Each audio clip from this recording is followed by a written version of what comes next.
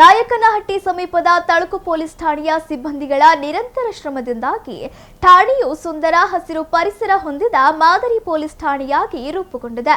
ಈ ಹಿಂದೆ ಈ ಪೊಲೀಸ್ ಠಾಣೆಯು ಚಿಕ್ಕ ಕಟ್ಟಡದಲ್ಲಿದ್ದು ಆವರಣದಲ್ಲಿ ಅಪಘಾತಕ್ಕೀಡಾದ ಹಾಗೂ ವಶಪಡಿಸಿಕೊಂಡ ವಾಹನಗಳನ್ನು ಬೇಕಾಬಿಟ್ಟಿಯಾಗಿ ನಿಲ್ಲಿಸಲಾಗುತ್ತಿತ್ತು. ಇದರಿಂದಾಗಿ ಇಡೀ ಆವರಣವು ಅಸ್ತವ್ಯಸ್ತವಾಗಿ ಕಾಣಿಸುತ್ತಿತ್ತು. ಆದರೆ ನೂತನ ಕಟ್ಟಡ ನಿರ್ಮಾಣವಾದ ಬಳಿಕ ಲಭ್ಯವಾದ ಜಾಗವನ್ನು ಸಮರ್ಪಕವಾಗಿ ಬಳಸಿಕೊಂಡ ಸಿಬ್ಬಂದಿಗಳು ಆವರಣವನ್ನು ಸಮತಟ್ಟುಗೊಳಿಸಿ ಸುಂದರ ಉದ್ಯಾನವಾಗಿ ಅಭಿವೃದ್ಧಿಪಡಿಸಿದ್ದಾರೆ.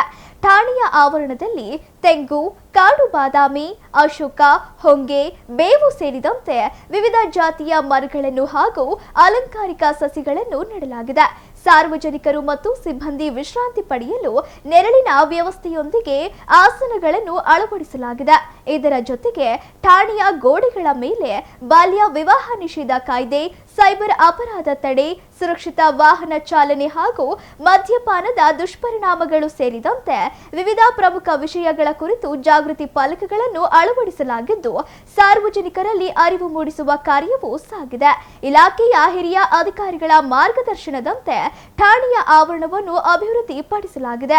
ಈ ಕಾರ್ಯಕ್ಕೆ ಅರಣ್ಯ ಇಲಾಖೆ ಹಾಗೂ ಸ್ಥಳೀಯ ನರ್ಸರಿಗಳ ಉತ್ತಮ ಸಹಕಾರ ದೊರೆತಿದೆ. ಪೊಲೀಸ್ ಠಾಣೆಯ ಈ ಹಸಿರೀಕರಣ ಹಾಗೂ ಸಾರ್ವಜನಿಕ ಸ್ನೇಹಿ ವಾತಾವರಣಕ್ಕೆ ಸ್ಥಳೀಯರು ಮತ್ತು ಸಾರ್ವಜನಿಕರು ವ್ಯಾಪಕ ಮೆಚ್ಚುಗೆ ವ್ಯಕ್ತಪಡಿಸಿದ್ದಾರೆ.